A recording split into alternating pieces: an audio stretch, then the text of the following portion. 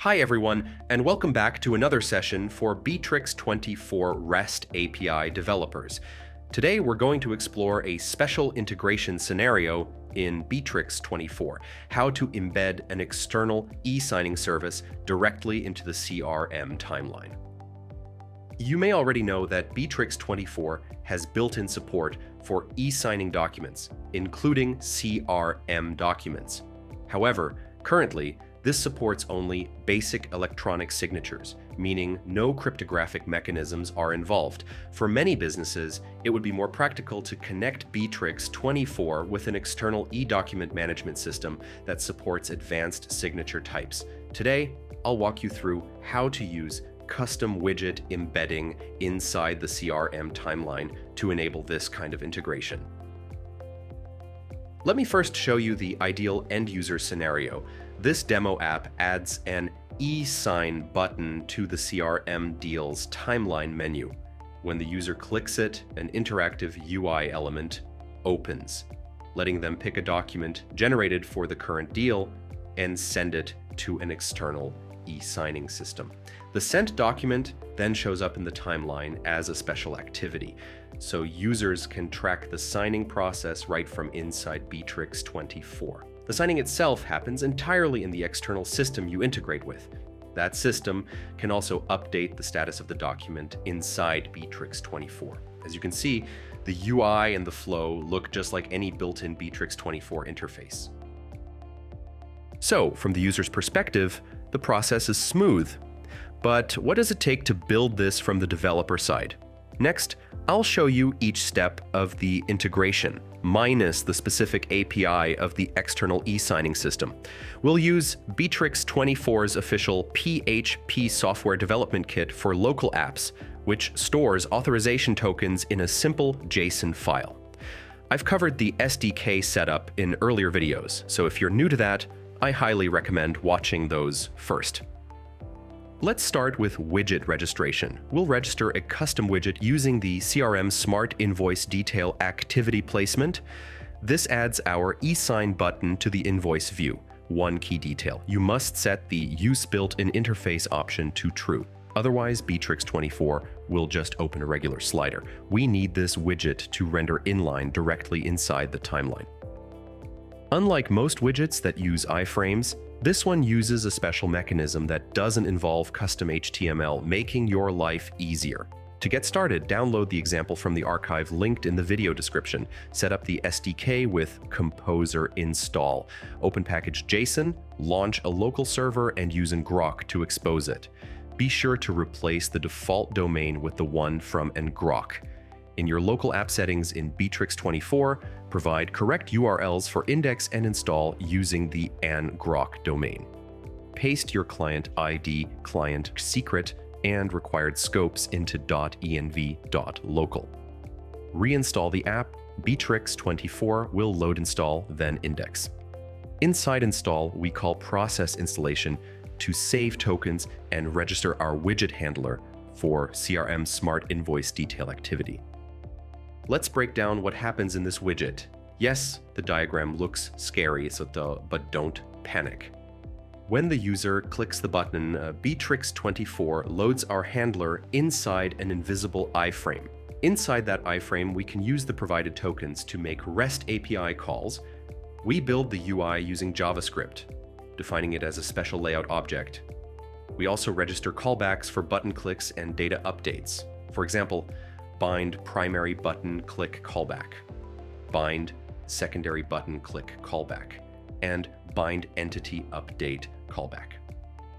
If the user changes the deal, say updates the amount, we can react via the entity update callback. If they click a button, we check for errors, perform backend logic, and optionally close the widget with finish. The widget is fully dynamic. You can rebuild the layout on the fly using set layout. REST calls and UI updates happen seamlessly. Let's walk through the actual code in handler.php. We initialize the SDK, parse the post request, and get the deal ID. Then we fetch the associated contact's email via REST. That's it for the backend. The rest happens in JavaScript. We load the new JavaScript library recommended over the legacy one. Link in QR code. We initialize the frame with initialize B24 frame. Next, we fetch the list of documents for the deal using a REST request. If documents are available, we build the interface using setLayout.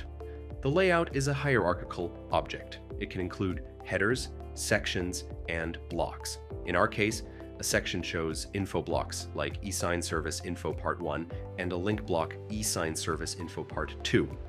A dropdown for document selection, a hidden error message section that becomes visible only when errors occur. Each error block maps to a specific validation failure, like missing contact, missing email, etc. For missing emails, we include a clickable link to the CRM contact slider. At the bottom, we define the send and cancel buttons. In the send handler, we lock the UI, validate inputs, and use a helper function, prepare error, to check for missing values.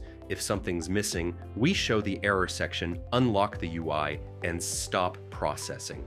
Otherwise, we send a post request to our backend with all the needed data, including Bitrix24 auth.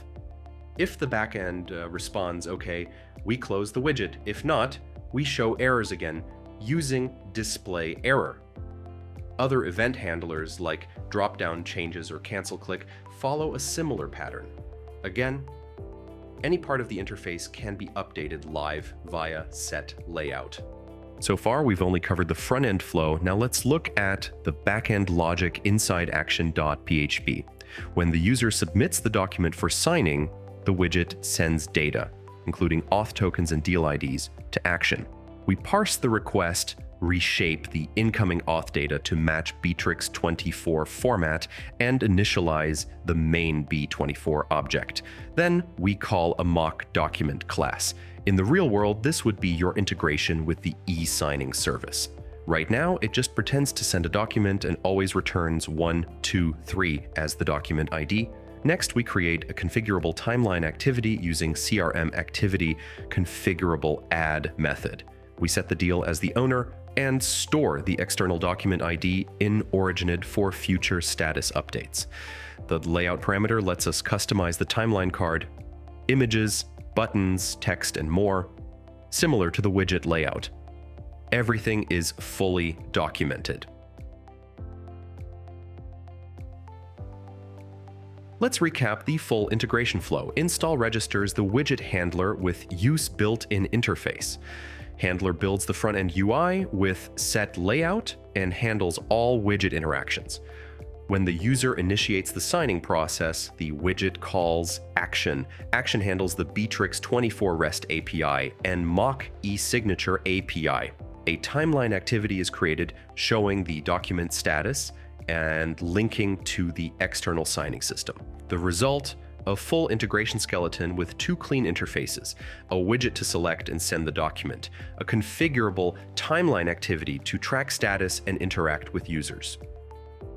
To sum up, we've learned how to control interactive widgets embedded in the CRM timeline, how to build custom activities to reflect business processes, and most importantly, how to design clean, user-friendly flows. Prompt the user, handle data, show status, stay in sync. This approach isn't just for e-signing. You can use it for any similar workflow that requires both input and feedback. There's more to come. We'll be covering new topics in future videos. So stay tuned and don't forget to join the Bitrix24 REST API developer community. It's the best way to connect with other developers, share ideas, and of course, reach out if you have any questions. See you next time.